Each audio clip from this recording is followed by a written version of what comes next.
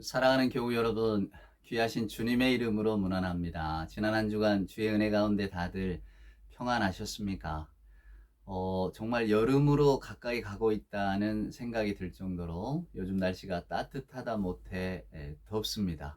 계절의 여왕이라는 5월이라고 하는 말을 그냥 쑥 들어간 것 같군요. 벌써 초여름의 더위가 느껴지는 그런 날들인데 그래도 좋은 날입니다. 예, 밝게 빛나는 태양이 있고 또 대지는 실록으로도 푸르러 가고 저와 여러분도 하나님을 믿는 마음에 변함이 없으니 이보다 더한 복된 일이 어디 있겠습니까? 예, 그 기쁨과 또 감사함을 가지고 또 오늘 또 주님이 우리에게 주실 그 평안을 바라보면서 함께 예배합시다. 예배할 때에 경배 찬송 85장입니다. 구주를 생각만 해도 이렇게 좋거든. 오늘은 1절과 2절 찬송 함께 부르도록 하겠습니다.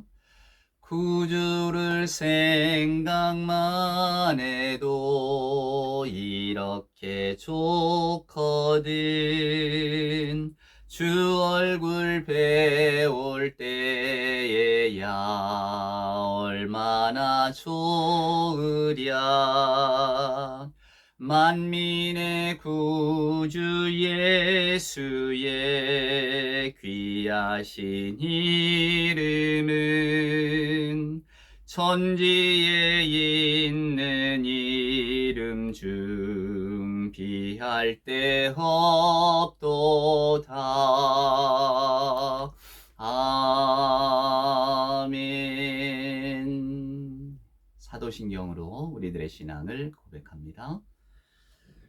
전능하사 천지를 만드신 하나님 아버지를 내가 믿사오며 그 외아들 우리 주 예수 그리스도를 믿사오니 이는 성령으로 잉태하사 동정녀 마리아에게 나시고 본디오 빌라도에게 고난을 받으사 십자가에 못 박혀 죽으시고 장사한 지 사흘 만에 죽은 자 가운데서 다시 살아나시며 하늘에 오르사 전능하신 하나님 우편에 앉아 계시다가 저리로서 산자와 죽은 자를 심판하러 오시리라. 성령을 믿사오며 거룩한 공예와 성도가 서로 교통하는 것과 죄를 사하여 주시는 것과 몸이 다시 사는 것과 영원히 사는 것을 믿사옵나이다. 아멘. 예, 오늘 성시는 교동문 100번입니다. 나라 사랑에 대한 성시인데요. 교동문 100번 함께 읽겠습니다. 할렐루야, 내 영혼아 여호와를 찬양하라. 나의 생전에 여호와를 찬양하며 나의 평생에 내 하나님을 찬송하리로다. 귀인들을 의지하지 말며 도울 힘이 없는 인생도 의지하지 말지니 그의 호흡이 끊어지면 흙으로 돌아가서 그날에 그의 생각이 소멸하리로다. 야곱의 하나님을 자기의 도움으로 삼으며 여호와 자기 하나님에게 자기의 소망을 두는 자는 복이 있도다. 여호와는 천지와 바다와 그 중에 만물을 지으시며 영원히 진실함을 지키시며 억눌린 사람들을 위해 정의로 심판하시며 줄인 자들에게 먹을 것을 주시는 이시로다. 여호와께서는 갇힌 자들에게 자유를 주시는도다. 여호와께서 맹인들의 눈을 여시며 여호와께서 비굴한 자들을 일으키시며 여호와께서 의인들을 사랑하시며 여호와께서 나그네들을 보호하시며 고아와 과부를 붙드시고 악인들의 길은 굽게 하시는도다. 아멘. 기도하는 마음으로 읽었습니다. 우리 오늘 예배 찬송은 오랜만에 불러보는 찬송인데요. 찬송가 460장입니다. 뜻없이 무릎 꿇는 그 복종 아니요. 참 이 가사의 의미가 깊습니다. 1970년대에 많이 불렀던 찬송인데 그 가사를 생각하시면서 오늘은 좀 부드러운 톤으로 불러보겠습니다. 찬송가 460장입니다. 기도하는 마음으로 찬송합시다. 뜻없이 무릎 꿇는 그 복종 아니요 운명에 맡겨 사는 그 생활 아니라 우리의 믿음 치솟아 독수리 날듯이 주 뜻이 이루어지다 외치며 사나니 약한 자 힘주시고 강한 자 바르게 주 한 자 정케함이 주님의 뜻이라. 해 아래 압박 있는 곳 주 거기 계셔서 그 팔로 막아주시어 정의가 사나니. 아멘. 함께 기도합시다. 사랑의 하나님, 감사합니다.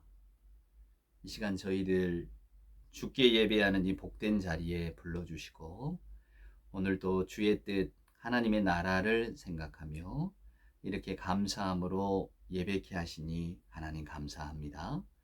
사랑의 하나님, 이 시간 간절히 원하옵기는 우리 모두에게 생활의 용기를 주시옵소서. 믿음의 용기, 삶의 용기를 우리 모두에게 허락해 주시기를 간절히 소망합니다.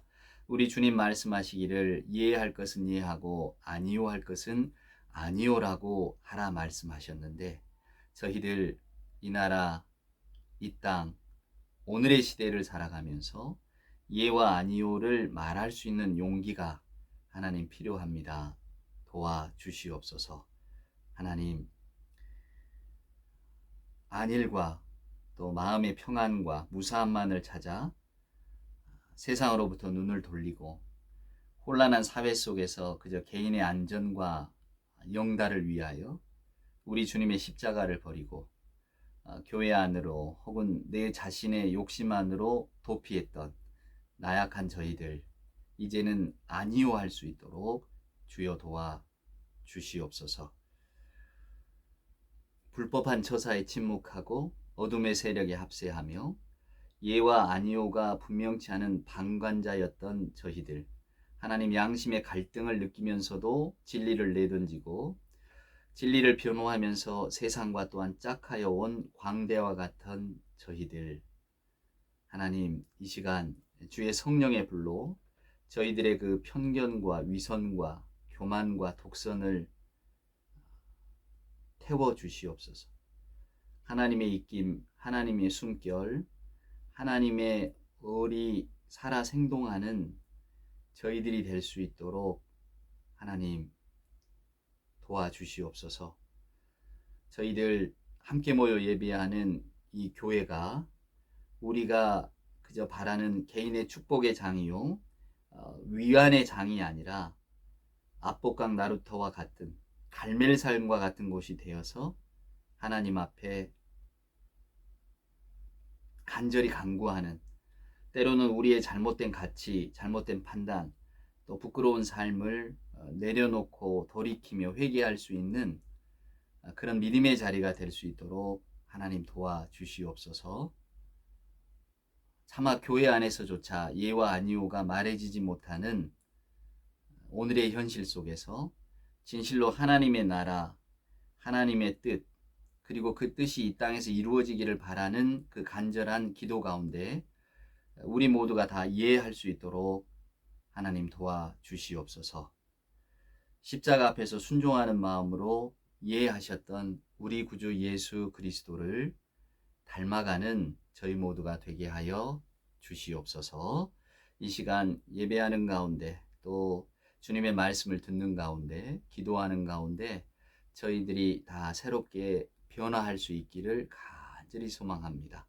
변화의 영이신 성령께서 오셔서 저희들의 생각과 마음과 또 신앙을 변화시켜 주옵기를 간절히 간구합니다.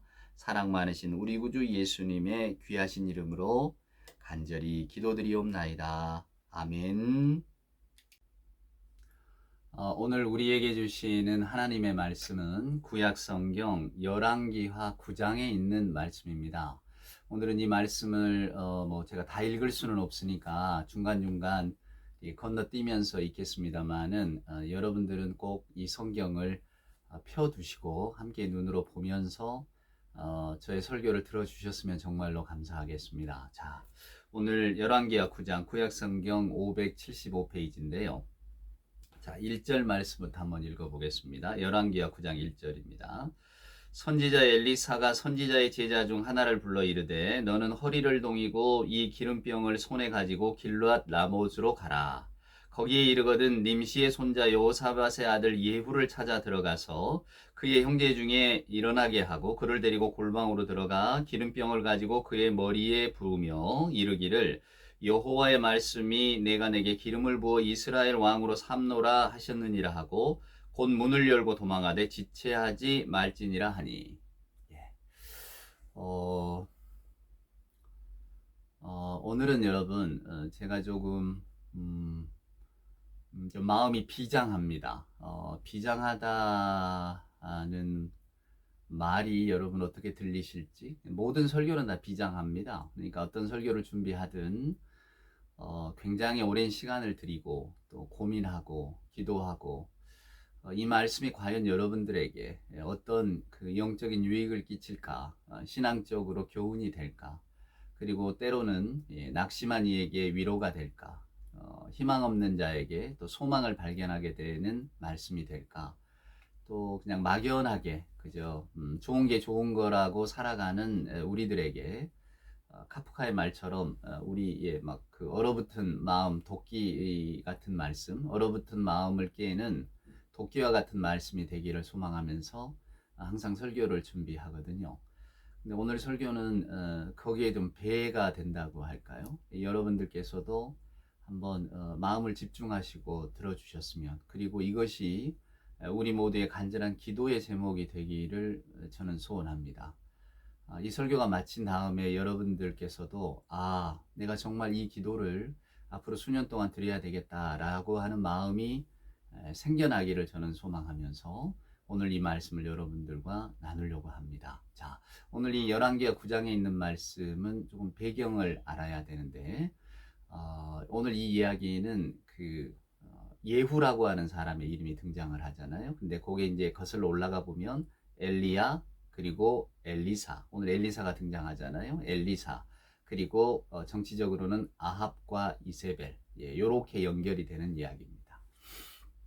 여러분, 우리는 영어를 배웁니다. 영어를 배우면 알파벳을 먼저 알아야 되잖아요. 근데 이 알파벳이 처음으로 쓰여지게 된 것이 페니키아라고 이야기를 합니다. 페니키아가 지금은 없어졌지만 고대 근동에 이렇게 일종의 그 지중해를 끼고 상업무역을 하던 나라였습니다. 우리가 성경에 보면 시돈, 두로 뭐 이렇게 나오는 그런 나라들입니다.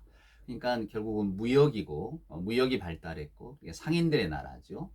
교역을 하면서 그때는 다 도시국가니까요. 이 도시들이 커갔던 나라들입니다.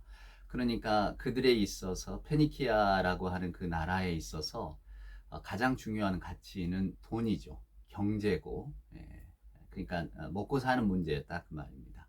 거기에 그 시돈 출신의 엣바알이라고 하는 왕이 있었습니다. 이름에서 여러분 아실 수 있듯이 바알을 숭배해서 그의 이름에다가 엣바알이라고 하는 이름을 붙일 정도로 바알 신앙을 투철하게 가지고 있던 사람입니다.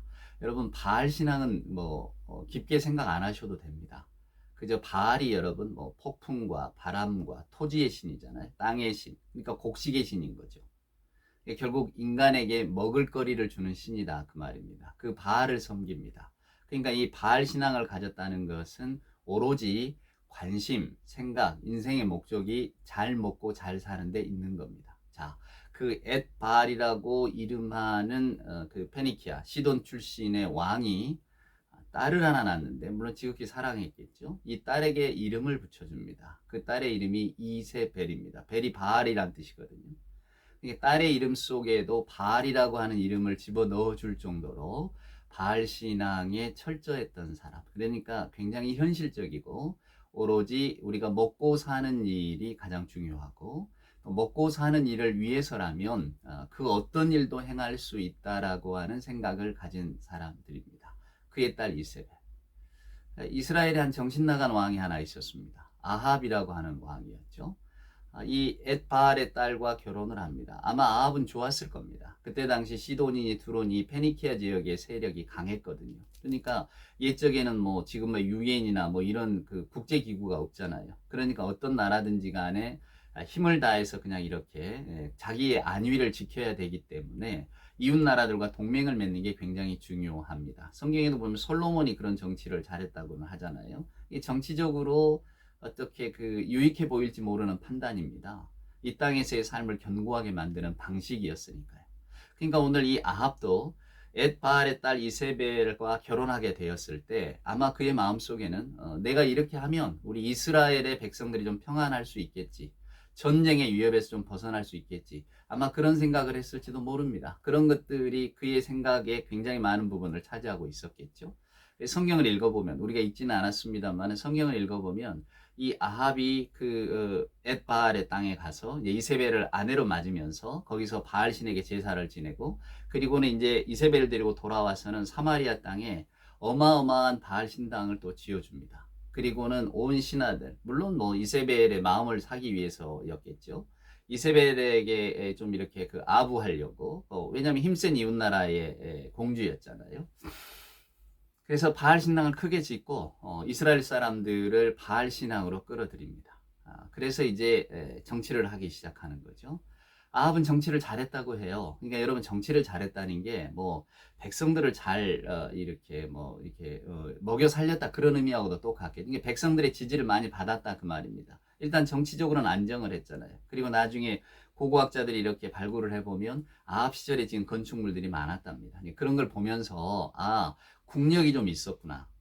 국가가 좀 힘이 있었구나. 힘이 있었기 때문에 이런 건축 사업을 할 수 있었겠구나. 그렇다면 국가의 재정이 좀 탄탄하고 국가가 그래도 살만했었겠구나. 이렇게 추측을 하는 거죠. 그래서 아합 시절에 아합이 정치는 그나마 좀 잘했겠다. 이렇게 생각을 하게 되는 겁니다. 자, 그러나 저와 여러분, 우리는 성경을 바라보잖아요. 성경에 기록된 말씀이잖아요.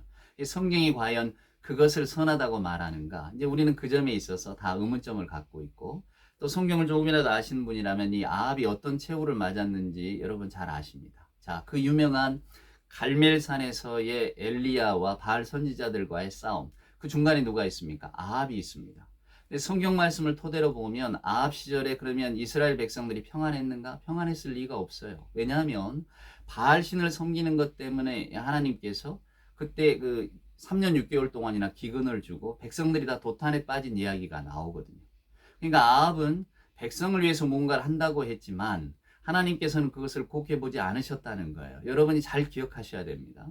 그래서 결국은 아합 왕의 시절에 이제 그 기근 때문에 뭐 바알신에게 제사를 지내고 또 엘리야를 잡아 죽이고 뭐 그러려고 하던 그런 계책을 꾀하는 중에 우리가 너무나 잘 아는 갈멜산에서 쌓은 번제물을 불러서 태우신 우리 여호와 하나님 뭐 이러면서 엘리야와 바알신을 섬기는 제사장들과의 그 싸움 1대 850 싸움을 너무나 잘 알고 있어요. 우리가 아주 통쾌하게 생각하죠. 근데 그 일이 끝나고 나서 어떻게 됐습니까? 아합은 혼비백산했는데 오늘 이 이세벨이라고 하는 여자는 오히려 더 기세가 등등합니다. 그리고는 엘리야에게 사람을 보내서 내가 데리고 있는 그러니까 이제 국가 뭐 정실 요원이었겠죠. 암살 전문 암살 부대를 보내서 너를 내일 죽이겠다. 뭐 이런 식으로 위협을 합니다. 엘리야가 그래서 놀라서 도망가잖아요. 그런 이야기가 성경에 쭉 기록되어 있습니다.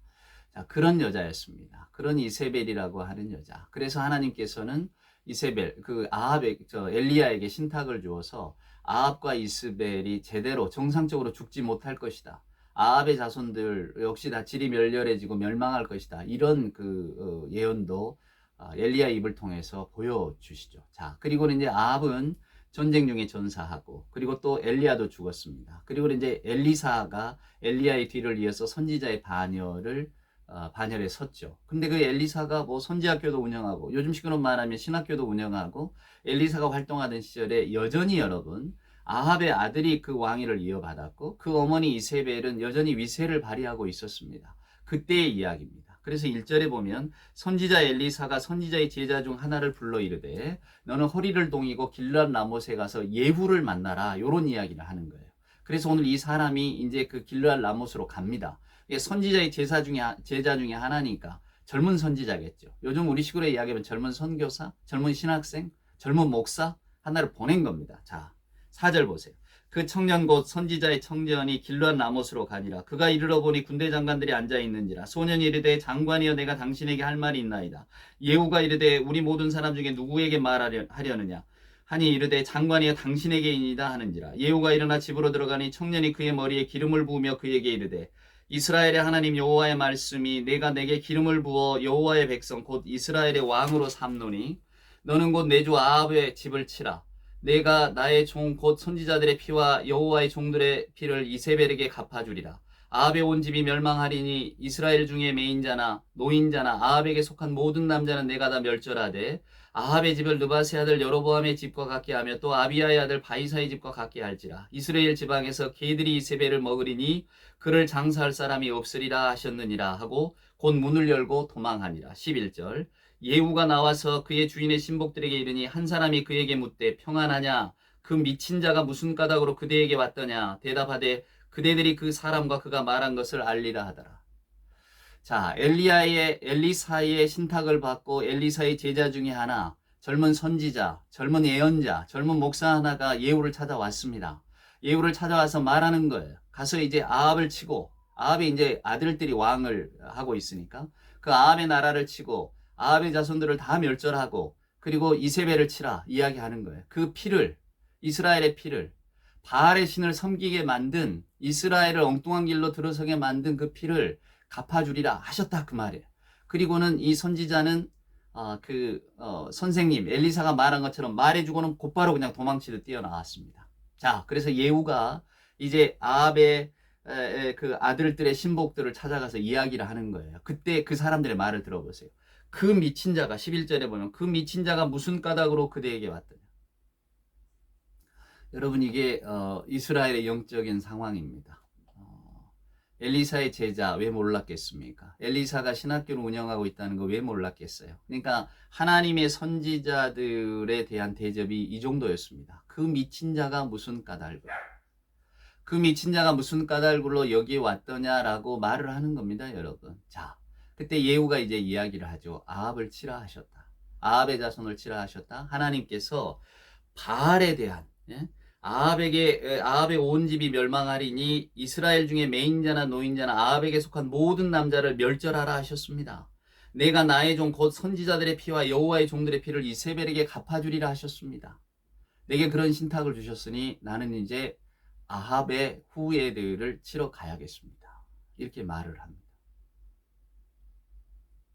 그때 그 밑에 있는 사람들이 알겠다고 합니다. 그리고는 이제 예후가 나가죠. 그리고 아합의 아들들을 잡아 죽이고 아합에게 속한 모든 자손들을 다 죽입니다. 분명히 그는 그가 받은 신탁대로 행했던 거예요. 자, 그럼 이제 지금 이세벨이 남아 있잖아요. 이세벨을 어떻게 했을까? 한번 그 옆에 구절을 보세요. 9장 30절입니다.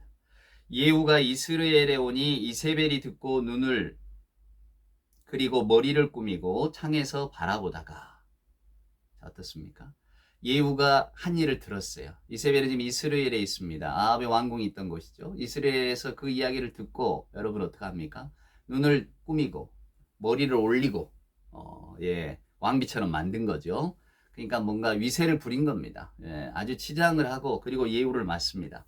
31절 예후가 문에 들어오매 이르되 주인을 죽인 너 시므리여 평안하냐. 이 예후를 시므리라고 억지로 깎아내리는 거예요. 전에 시므리라고 하는 자가 반역을 일으킨 적이 있었거든요. 비참한 최후를 맞았죠. 지금 그렇게 지금 이렇게 조롱하고 있는 겁니다. 내 주인을 죽인 시므리여. 예후에게. 예후는 시므리가 아닌데 대단한 여자죠. 아주 간악하고 악독하고 아주 독한 여자입니다. 그런데 아주 뭐랄까 대범하달까 하여간 무서운 여자입니다. 그리고는 귀가 죽지도 않아요. 꾸미고 치장하고 너까지 감히 나를 어떡하겠느냐 그렇게 지금 나서고 있는 거예요. 자, 32절입니다. 예후가 얼굴을 들어 창을 향하고 이르되 내 편이 될 자가 누구냐 하니 두어 내시가 예후를 내다보는지라. 내시들이 있었을 거 아닙니까? 예후가 창을 이렇게 바라보더니 2층이니까 높은 데서 이렇게 보니까 보더니 누가 내 편 될래? 이렇게 물어본 겁니다. 그랬더니 넷이 두엇이 눈을 마주치더라는 거 아니에요? 아, 저희가 되겠습니다. 고개를 끄덕끄덕 했겠지. 자, 이르되 33절입니다. 그를 내려 던지라 하니 내려 던짐에 그의 피가 담과 말에게 튀더라. 예후가 그의 시체를 밟으니라. 어떡합니까? 저 여자를 들어 던지라 그랬어요. 그랬더니 그들이 네시가 두어 사람이 이세벨을 팔을 잡고 그냥 2층에서 던져버립니다. 오늘 성경은 이렇게 말합니다. 던졌더니 그 피가 어떻게 해요? 담과 말에게 튀더라. 높았겠죠. 아주 이렇게 몸이 산산조각 부서진 겁니다. 예후가 그 시체를 밟았대. 굉장히 무시무시한 이야기입니다. 상상하면 끔찍한 이야기인데 성경은 오늘 저와 여러분에게 이 이야기를 가감없이 들려줍니다. 자, 34절입니다. 예후가 들어가서 먹고 마시고 이르되 가서 이 저주받은 여자를 찾아 장사하라. 그는 왕의 딸이니라 하매 가서 장사하려 한즉 그 두 골과 발과 그의 손 외에는 찾지 못한지라. 엘리사에게 그때 하나님께서 주신 말씀이 있거든요. 아합의 피, 이세벨의 피를 개들이 핥을 거라고, 그 시체를 찾지 못할 거라. 그러니까 이제 예후가 밖으로 던졌습니다. 이세벨의 몸이 산산조각이 났죠. 시체를 밟았어요. 그리고 들어와서 고대 근동의 관습처럼 일단 모든 신하들을 불러서 먹고 마셨습니다. 그거는 이제 우리는 다 한편이라는 뜻이에요. 내가 너희들을 다 살려줄 테니 내게 충성을 다하라. 일종의 연회죠. 연회가 끝나고 이제 내보낸 겁니다. 가서 그 시체들을 찾아서 그래도 장사라도 지내줘라. 그 왕의 딸이니 어찌됐건 장사를 좀 지내줘라. 이랬단 말이에요. 근데 그 시체를 찾으러 내려가 보니까 어떻습니까? 두 개골과 손과 발 몇 개 위에는 없더라 그 말이에요. 걔들이 다 물고 가버렸다 그 말입니다. 자, 36절입니다. 돌아와서 전하니 예후가 이르되 이는 여호와께서 그종 디셉 사람 엘리야를 통하여 말씀하신 바라. 이르기를 이스라엘 토지에서 개들이 이세벨의 살을 먹을지라. 그 시체가 이스라엘 토지에서 거름같이 밭에 있으리니 이것이 이세벨이라고 가르쳐 말하지 못하게 되리라 하셨느니라 하였더라. 여러분 왜 여기 이스라엘의 토지라고 하는 말이 나온 줄 아세요? 이스라엘의 땅이라는 게 한번 여러분 보세요. 21절 한번 보세요. 우리가 읽지 않았지만 자, 요람이 이르되 메우라 하매 그의 병거를 메운지라. 이스라엘 왕 요람과 유다 왕 아하시아가 각각 그의 병거를 타고 가서 예후를 맞을세 이스라엘 사람 나봇의 토지에서 만나매 요람이 예후를 보고 이르되 예후야 평안하냐 하니 대답하되 예후의 말입니다. 내 어머니 이세벨의 음행과 술수가 이렇게 많으니 어찌 평안이 있으랴 하더라. 자, 예후가 아합의 아들 요람을 잡아 죽인 곳이 어디냐면 이스라엘 토지입니다. 근데 그 이스라엘 토지가 어디입니까? 나봇의 땅이 있던 곳이래요.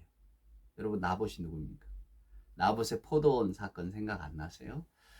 저는 이 나봇의 포도원 사건을 구약 성경에 나온 그 에피소드 가운데 가장 인상 깊은 이야기 중에 하나라고 저는 생각하는데 그 아합이 왕이 됐는데 이제 자기 별장을 지어야 돼요. 별장을 지을 자리에 나봇의 포도원이 있는 겁니다. 그래서 이 아합이 끙끙 앓아요. 왜냐하면 이스라엘 사람들에게 있어서 땅은 누구의 겁니까? 하나님의 겁니다. 하나님의 것이에요. 그러니까 하나님이 배부한 땅, 우리가 여호수아가 이제 가나안 땅에 들어와서 각각 이렇게 나눠준 땅이 있잖아요. 그 지파에게 상속된 땅, 지파에게 허락한 땅은 그 지파 거예요. 사고팔고를 못한다 그 말입니다. 그러니까 나봇의 포도원, 아합은 왕이지만 감히 그 포도원 땅을 달라고를 못하는 거예요. 거기에 왕궁 별장을 딱 지었으면 좋겠는데 나봇의 포도원이 있기 때문에 달라고 말도 못하고 뭐 좋은 말로 했겠지만 나봇이 이거는 대대로 내려온 땅이고 이건 하나님의 것인데 우리가 어떻게 사고 팔겠습니까? 이렇게 이야기를 했겠죠. 그래서 이 아합이 그걸 끙끙 앓아요. 어쩌지를 못해서. 이세벨이 그걸 보고 있다가 기가 막힌 겁니다. 아니 일국의 왕이라고 하는 자가 저거 하나 처리 못해서 아니 내 마음에 들면 왕인데 뺏으면 그만이지 그걸 하나 못해서 그런가 이렇게 하고는 가만히 있으라 내가 처리하마. 그리고 어떡합니까? 거짓 증인들을 세워서 나봇을 죽이고 그 땅을 빼앗습니다. 세월이 흘렀어요. 그리고는 그 땅에다 당연히 별장을 지었겠죠. 그리고 거기 살았겠지. 휴가를 즐겼겠죠. 근데 세월이 지나서 오늘 예후가 그 땅에서 누구를 만납니까? 아합의 아들 왕을 만나고 그 다음에 아합의 자식들을 거기서 다 잡아 죽입니다. 그 땅에서. 너무 무서운 이야기예요, 여러분. 이세벨은 자기가 보아온 대로 행했을 겁니다. 자기 아버지 엣바알이 어떻게 했습니까? 마음에 안 들면 뺏고 무력으로 그냥 침탈하고 내가 갖고 싶은 건 다 가져야 직성이 풀리니까 뭐 사람 간의 도리니 법이니 뭐 그런 게 무슨 소용이 있었겠습니까? 그냥 가져가는 겁니다. 내가 능력이 있고 힘이 있으니까. 그런 아버지 밑에서 보고 배운 딸이었습니다. 그거는 그가 이제 아합의 부인이 돼서 이스라엘의 왕비가 된 거죠. 왕비가 돼서 이 아합이 하는 걸 보니까 이게 마음에 안 들거든요. 이 왕이라고 하는 자의 꼬라지가 여러분 이 도대체 뭐냔 말이에요. 자기 마음대로 백성들 다스리지도 못하고 마음에 드는 걸 자기가 갖지도 못하고 왕인데 권력이 있는데 하나님의 법 그까짓 게 무슨 소용이냐 그 말이에요. 내가 마음에 들면 취하면 그만인 것을. 그래서 이세벨은 그렇게 했습니다. 그리고는 그 결과가 오늘 이제 예후에게서 나타나게 되는 거죠. 그래서 오늘 성경은 특별히 그걸 강조하는 거예요. 그 시체가 이스라엘의 토지에서 거름같이 밭에 있으리니 이것이 이세벨이라고 가르쳐 말하지 못하게 되리라 하셨다. 이미 엘리야에게 하나님께서 심판을 내리셨다 그 말이에요. 이세벨은 그렇게 될 것이다. 너의 피가 흩어질 것이다. 너의 피, 나봇의 피에 대한 책임을 분명히 내가 물을 것이다. 그렇게 말씀을 해 주셨어요. 그리고 오늘 예후는 그 일들을 그렇게 행했습니다. 그게 바로 이 성경에 기록된 무서운 말씀이에요. 여러분, 이 땅의 모든 것은 다 우리는 하나님께로부터 나왔다고 말을 합니다. 그래서 저나 여러분도 이 땅의 모든 영역에서 우리가 늘 주기도문을 올리듯이 아버지의 뜻이 하늘에서 이룬 것 같이 땅에서도 이루어지기를 바랍니다. 항상 우리가 이런 기도를 드립니다. 근데 여러분 그 아버지의 뜻이 무엇일까요? 나중에 여러분 우리가 이 10장을 보면 뒤에를 보면 이 예후가 어떤 일을 하냐면요. 이제 공포를 합니다. 자기가 이제 왕이 됐잖아요. 그래서 이제 나는 전에 아합 왕 때보다 내가 훨씬 더 바알을 잘 섬기는 사람이 될 것이니까 우리가 이제 다 그들을 물리치고 내가 왕이 됐지만은 바알 신앙은 끝까지 오히려 더 융성하도록 만들 테니까 바알 신당에 다 모이세요. 우리 제사 한번 크게 지냅시다. 일종의 취임식을 바알 신당에서 한 거예요. 그래서 바알 신을 섬기는 사람, 제사장들 다 불러 모으죠. 그리고 그 신당 안에 다 들어오게 합니다. 여기에 바알 신을 섬기지 않는 사람 다 쫓아내라고 이야기하고 바알 신을 온전히 잘 섬기는 사람들만 모아놓습니다. 그리고 문을 닫아 걸어요. 그리고는 그 안에 들어있는 사람을 하나도 남기지 말고 다 죽이라고 말합니다. 예후의 꾀였던 거죠. 그만큼 바알 신앙을 멸절하려고 애썼던 사람. 왜? 그는 하나님의 신탁을 그대로 받았잖아요.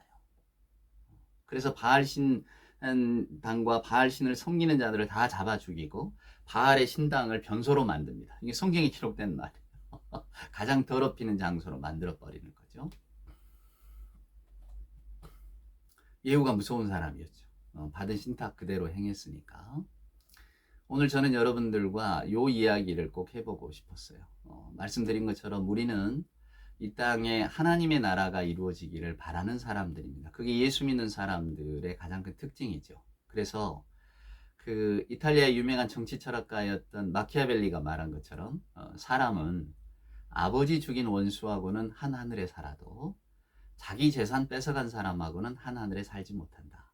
무슨 말입니까? 천륜보다도 인간에게 있어서 가장 크게 마음에 작용하는 것은 돈이다 라는 이야기를 한 거예요. 이미 여러분 400~500년 전에 무서운 통찰이죠. 오늘날은 그것이 더 극에 달하는 사회 아닙니까? 후기 자본주의라고 하는 것, 신자유주의라고 하는 것이 우리는 듣기는 좋습니다. 그냥 능력 있는 자가 다 가져라. 자유 경쟁하자. 좋은 말이죠. 근데 이미 우리들이 서 있는 운동장 자체가 기울어져 있잖아요. 어느 누구는 아주 부유한 집안에서 태어나고 그래서 그대로 그런 것들을 기회 삼아서 사회의 좋은 자리를 차지하고 우리가 신분 세습이라고 하잖아요. 그들이 가지고 있는 어떤 것들을 그냥 그대로 이어받고 우리가 그런 거 보잖아요. 이번에 청문회에서도 보지만은 그게 범법은 아니잖아요. 아빠 찬스 이런 게 부모 찬스 이용해서 하는 것들 그 법의 테두리 안에서는 했다고 하지만은 보통 평범한 사람은 갖지 못했던 기회를 그들만이 가졌다는 것에 대해서 우리가 분노하지 않았습니까? 그건 공정이 아니죠. 근데 그런 것들을 너무나 당연시하게 여기는 시대에 우리가 살고 있습니다. 그것이 자유일까? 그것이 여러분 우리가 모두가 그냥 누릴 수 있는 그것이 자유와 평등인가요? 그건 아닐 겁니다. 우리는 이미 세상이 왜 이렇게 불공평한가에 대한 질문을 여러모로 던져보았습니다. 하지만 해답은 없는 거죠. 그것이 우리가 살아가는 세상입니다. 그래서 저와 여러분은 하나님의 나라가 이 땅에 속히 이루어지기를 그저 바라고 소망하는 겁니다. 우리 예수 안에서는 차별도 없고 예수 안에서는 작은 자도 없고 오죽하면 하나님께서도 구약의 백성들에게 너희 밭에 수확하고 떨어진 곡식은 줍지 말라. 가난한 자들이 주워갈 수 있도록. 제가 누누이 말씀드리지만 성경의 말씀은 그저 동생, 약한 자들에게 잘해줘라 아닙니까? 우리는 성경은 여러분 능력대로 살아라라고 말씀하지 않습니다. 네가 열심히 노력했고 또 네가 가진 재산이 있고 또 네가 가진 능력이 있다면 너는 모든 것을 다 누리고 살아라 이렇게 말씀하지는 않아요. 그것은 사람의 논리고 우리들의 욕심의 논리이지 성경은 돌보면서 살아라 그럽니다. 그래서 우리는 성경의 가장 큰 가치가 공동체성, 배려, 사회적 약자에 대한 관용 이런 것들을 이야기합니다. 그래서 우리가 하나님의 뜻이 이 땅에 이루어지기를 바란다고 기도할 때에 저와 여러분이 소망하는 나라는 어떤 나라일까요? 맞습니다.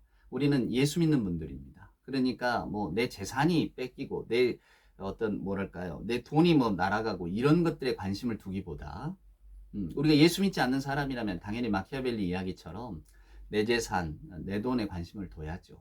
예수를 믿는 분들이기 때문에 이런 말씀을 드리는 겁니다. 우리는 하나님의 말씀이 우리 인생의 이정표가 되어야 한다고 고백하는 분들이잖아요. 비록 저나 여러분도 아니 여러분은 빼겠습니다. 여러분은 어쩌실지 모르지만 저는 그저 내 유익이 있다면 저 역시도 내 유익을 따라서 행동을 하겠죠, 여러분. 무슨 뭐 똥배짱이 있다고 나는 하나님 괜찮습니다. 내 거 다 가져가셔도 좋으니 나는 가난해도 남들이 나 때문에 부유할 수 있다면 저는 좋아요. 저는 이런 사람은 아닙니다. 그래서 때때로는 이 목회자로서 적합하지 않는 사람이라는 생각도 많이 해보거든요. 그건 아마 누구나 갖는 자괴감일 수도 있다고 저는 생각을 합니다. 그렇지만 그럼에도 불구하고 그런 욕망들을 드러내 보이면서 살 필요는 없지 않겠는가. 비록 저와 여러분이 그런 형편에 온다면 우리가 어떤 선택을 할지 몰라도 그렇지 않다면 그래도 우리가 올리는 기도라도 또 저와 여러분이 감내할 수 있는 손해라면 감내하면서 그래도 우리가 더불어 살아가는 세상이잖아요. 나눌 수도 있고 배려할 수도 있다면 좀 그렇게 살아갈 수 있는 나라가 되어지는 것 이것을 꿈꾸고 또 기도하는 것이 기독교인의 마음 아닐까요? 아울러 우리나라가 왜냐하면 하나님께서 포기하신 영역이 없잖아요. 모든 게 다 하나님의 소유 안에 있다면 하나님의 다스림 속에 있다면 우리들의 정치도 경제도 사회도 다 우리가 하나님 손에 있고 또 하나님은 이것을 선하게 이끌어 주신다고 믿고 있기 때문에 그러나 도구된 우리 인간들을 통해서 이것이 선하게 되어지기를 바라는 게 사랑하는 여러분 우리들의 소망이 아닐까요? 그래서 저는 그것을 소망해 봅니다. 정치 지도자가 누구이건 그가 뭐 어떤 정당에 소속돼 있건 또 저나 여러분이 누구를 지지하고 어떤 정당을 뭐 마음에 들어하고 또 어떤 정치적인 사유를 가졌든지 간에 그걸 다 떠나서 예수 믿는 분들이 올려야 될 기도는 내 욕심, 내 욕망, 나만 잘 되기를 바라는 마음에서 벗어나서 저와 여러분이 하나님의 뜻이 이루어지는 세상 그리고 그러한 것들이 이렇게 정당하게 받아들여지는 정치라고 하는 것이 무릇 그렇게 되어져야 하는 여러분 그러니까 아픈 자를 보듬어주고 넘어진 자는 좀 일으켜주는 그런 쪽으로 나아가는 세상이 돼야 되지 않겠는가?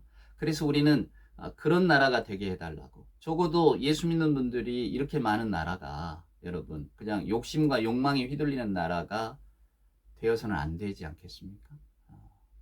그래서 오늘 이 이세벨의 이야기를 보면서 저는 우려와 기도를 함께 드릴 수밖에 없는 거예요. 바알 신앙의 다른 점이 그 다른 이름이 뭡니까? 그게 무속입니다. 여러분. 무속이 달리 무속이 아니에요. 무속에는 역사성도 없고 사회성도 없습니다. 오로지 뭐만 있습니까? 개인의 이기심만 있는 거예요.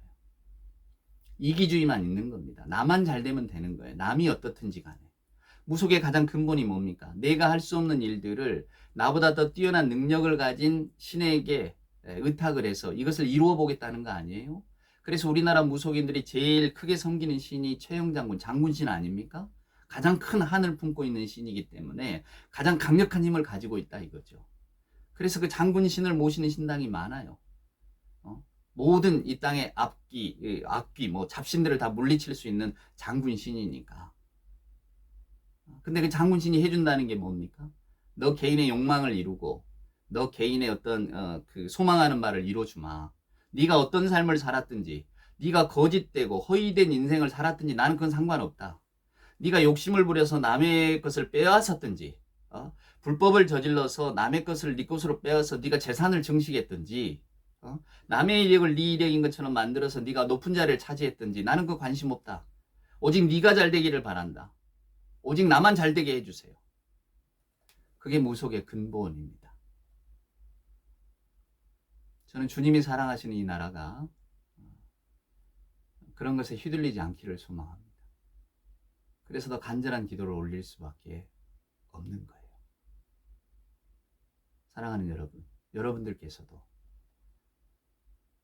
우리가 사는 동안 이 땅에서 하나님이 기뻐하시는 일들이 많이 일어나기를 소망하고 간절히 기도합시다. 이세벨과 같은 이러한 사람이 이스라엘의 왕궁을 좌지우지하면서 결국은 아합과 또한 나봇과 결국은 아합의 자기 식구들의 어떤 사람들을 경망으로 만든 거 아닙니까? 하나님의 준엄하신 심판을 받고 오늘 예후의 손을 통해서 이토록 무시무시한 최후를 맞이하는 걸 보면서 저는 오늘 마치 이 성경에 등장하는 미친 자와 같이 그때 당시 사람들이 그랬대잖아요.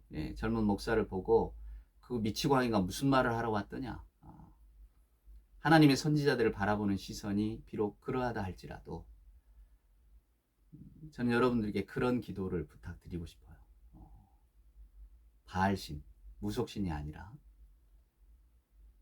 정의로우신 하나님, 우리 하나님의 그 바람이 그리고 하나님이 기뻐하시는 일들이 저와 여러분이 살고 있는 이 나라, 이 땅, 이 민족에게 많이 일어날 수 있기를.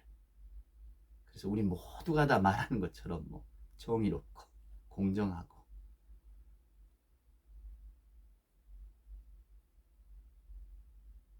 그런 세상, 그런 사회가, 그런 나라가 되었으면 정말로 좋겠습니다. 앞으로 나라를 위한 기도를 하실 때에 이것이 우리 모두의 기도의 제목이 될 수 있기를 간절한 마음으로 바랍니다. 기도하겠습니다. 이제는 우리 구주 예수 그리스도 크신 은혜와 아버지 하나님의 만극하신 사랑하심과 자비하신 성령님의 함께하심이 정의가 강물처럼 아버지의 사랑과 공의가 강물처럼 넘쳐 흐르기를 소망하는 우리 예배하는 모든 교우들 머리머리 위에와 저들의 간절한 기도의 제목과 저들의 가정과 주님 사랑하시는 이 나라와 이 백성 위에 교회 위에 이제로부터 영원 무궁토록 함께하여 주옵기를 간절히 축원하옵나이다. 아멘.